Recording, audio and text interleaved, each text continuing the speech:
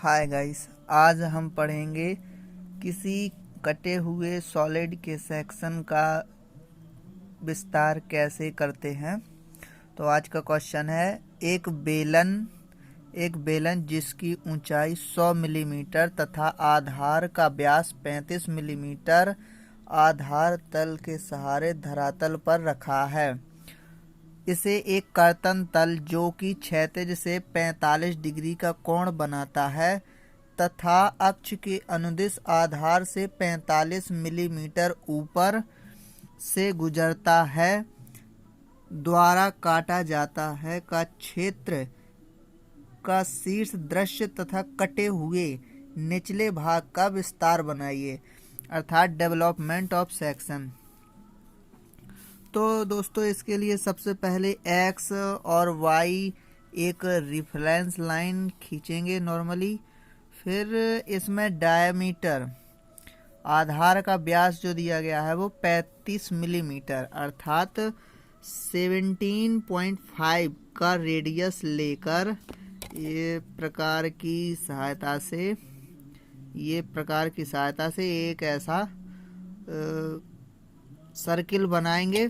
ठीक है, और सर्किल बनाने के बाद इतना रेडियस लेके उतना ही रेडियस लेके यहाँ इस पॉइंट से ऐसे कट करेंगे और इस तरफ कट करेंगे और यहाँ से यहाँ कट करेंगे और यहाँ कट करेंगे और सेम यहाँ से यहाँ कट करेंगे और यहाँ कट करेंगे। तो इस प्रकार इन चारों पॉइंट पे रखकर कट दोनों तरफ कट करेंगे तो ये 12 टुकड़ों में विभाजित हो जाएगा। ठीक है, तो इस जो 12 पॉइंट इसमें प्राप्त होंगे उन सभी को ये बेलन की हाइट है वो 100 मिलीमीटर है। तो इस रेफरेंस लाइन से इन सभी 12 पॉइंटों को यहाँ तक 100 मिलीमीटर हाइट तक प्रोजेक्ट करेंगे। ठीक है, और फिर जो कटिंग प्लेन है वो क्षैतिज से कर्तन तल है जो कि क्षैतिज से 45 डिग्री का कोण बनाता है। तो यहाँ से देखिए दोस्तों, इसको 45 डिग्री का कोण बनाते हुए कर्तन तल खींचेंगे। ठीक है, तो ये इसको इस प्रकार कट करता है इस बेलन को। ठीक है, अब इसका जो निचले भाग का है, क्वेश्चन क्या कहता है, शीर्ष दृश्य तथा कटे हुए निचले भाग का विस्तार बनाइए। ठीक है, तो ये जो निचला भाग है जो डार्क किया हुआ है, ये रिमेनिंग पोर्शन ये हटा दिया गया। रिमूविंग पोर्शन, ये रिमेनिंग पार्ट का हमको ये डेवलपमेंट बनाना है। तो बताता हूँ कैसे बनाएंगे।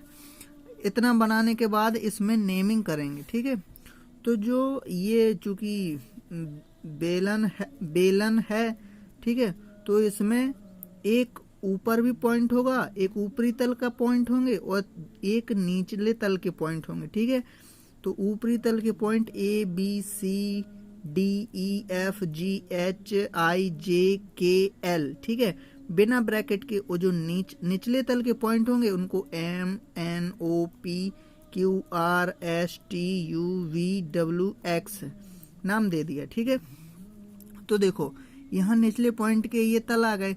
अब जो सामने से दिख रहा है उनको बिना ब्रैकेट में डैश लगा के लिख दिए और जो पीछे है उनको ब्रैकेट लगा के लिख देंगे। ठीक है, इसी प्रकार यहाँ ऊपरी तल के ABCD जो सामने के हैं और ये सब पीछे वाली साइड के हैं। ठीक है, अब जो कटिंग प्लेन ने इनकी एजेस को काटा, जहां पर यहाँ देखो इस पर काटा तो इसको 1 दे दिया क्योंकि यहाँ एक ही है, यहाँ 2 और 1.3 पीछे भी है और यहाँ 4 और 0.5 पीछे है, इसलिए इस पर ब्रैकेट लगा। 6 7 ब्रैकेट है यानी ये पीछे होगा। 8 डैश 9 डैश 10 डैश 11 डैश यानी जितने पर ब्रैकेट होता है वो पीछे होते हैं। ठीक है, और जिन पर ब्रैकेट नहीं है वो हमारे सामने की तरफ है जो हमको स्पष्ट दिखाई देते हैं। ठीक है, तो अब यहाँ जिन पॉइंटों पर जिन एजेस पर इसने कट किया है उन सभी को इस वृत्त की परिधि, वृत्त की जो रेडियस थी वो 70.5 थी, यानी कि इसका डायमीटर इसका देखिए 35 मिलीमीटर है। तो इसकी परिधि कितनी होगी 2 पाई आर, इसमें देखो 2 पाई आर यानी 2 गुणे 3.14 गुणे 70.5 करेंगे तो ये लगभग 109.9 यानी कि 110 मिलीमीटर, या सीधा सा है ये इतना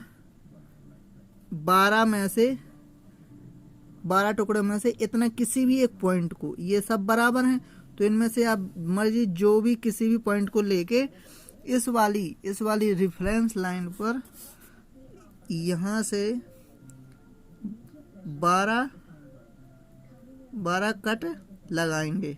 ठीक है, ऐसे ऐसे करके इसमें 12 कट लगा देंगे और फिर ये रोलर स्केल की मदद से इन सभी पॉइंटों को ऐसे इस यहाँ पे प्रोजेक्ट करेंगे। ठीक है, इन सभी पॉइंटों को जहाँ जहाँ इसने कट किया है इन सभी पॉइंटों को ऐसे प्रोजेक्ट करेंगे। ठीक है, अब देखो इस जो बेलन है इसको यहाँ से हमने कट कर दिया। अब इसका चूंकि डेवलपमेंट करना है विस्तार, तो इसको यहाँ से कट करेंगे तो ये M यहाँ आ गया। ठीक है, अब इसके बाद क्रमशः M N O P Q R S T U V W X और फिर से M, क्योंकि ये M यहाँ कटा है तो एक इस साइड भी होगा और उस साइड भी होगा। ठीक है, तो ये M यहाँ भी आएगा और यहाँ भी आएगा। अब इसी प्रकार ऊपरी तल में ये चूंकि A से स्टार्ट है तो यहाँ से A B C D E F G H I J K L और ये फिर से वहीं से, क्योंकि यहाँ से काटा था तो वहाँ पीछे फिर से A आ गया। अब इनका देखिए यहाँ 1 है तो ये जो 1 वाली लाइन है ये यहाँ आई और जो 1 है वो 1 कौन से में है A और M वाली लाइन में, तो A और M वाली लाइन में 1 वाली लाइन ने जहाँ कट किया वहाँ A पॉइंट प्राप्त हो गया। ठीक है, और जहाँ 2 वाली लाइन ने कट किया तो 2 कौन सी लाइन में है 2 B डैश और N डैश में है। चूंकि 2 डैश ब्रैकेट में नहीं है इसलिए इस तरफ वाला है तो B डैश और N डैश वाले पॉइंट में ये होगा। ठीक है, तो ये B और N में होगा। इसी प्रकार 4 जो है वो C और O में होगा। इसी प्रकार जो 6 है वो D डैश और P डैश में होगा, D और P में है।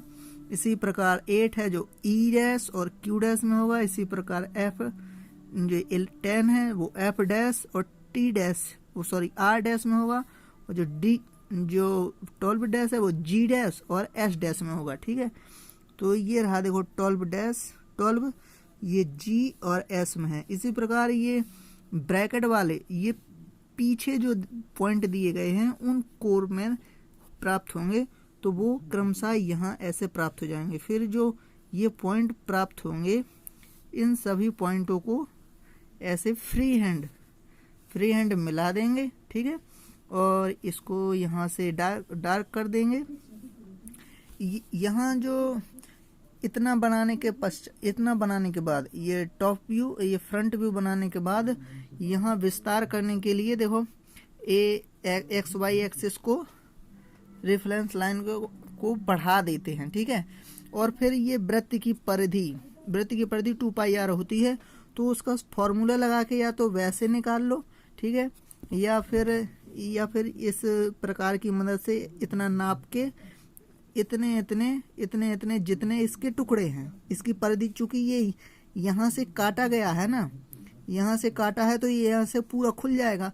जब ये सीधा होगा तो सीधा होने के पश्चात ये सीधा ऐसे दिखेगा। ठीक है, तो ये M से काटा है तो यहाँ से M से स्टार्ट होगा M N O P Q और लास्ट में ये M यहाँ पर है तो यहाँ भी होगा, क्योंकि यहाँ से कटा है तो यहाँ M ही होगा, तो यहाँ भी M है और यहाँ भी M है। इसी प्रकार ऊपर था तो इन सबको डार्क कर दिया। ठीक है, और इन सभी पॉइंटों को फ्री हैंड मिला देंगे। ठीक है, तो इस प्रकार हमारा ये जो सिलेंडर के कटे हुए निचले भाग का विस्तार था वो विस्तार बनाइए। तो ये हमारा क्वेश्चन पूरा होगा। अब यदि इसमें कुछ समझ में ना आया हो तो आप कमेंट बॉक्स में पूछ सकते हैं। और यदि आपको ड्राइंग सीखना है तो आने वाली वीडियो देखने के लिए मेरा चैनल लाइक, सब्सक्राइब और बेल आइकन प्रेस कर लें। और इस ड्राइंग को जो कुछ भी समझ में ना आए तो वो कमेंट बॉक्स में पूछ सकते हैं। धन्यवाद।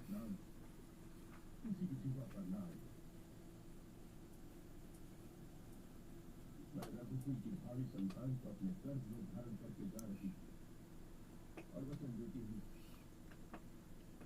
इस संतान को योग्य बनाऊंगी।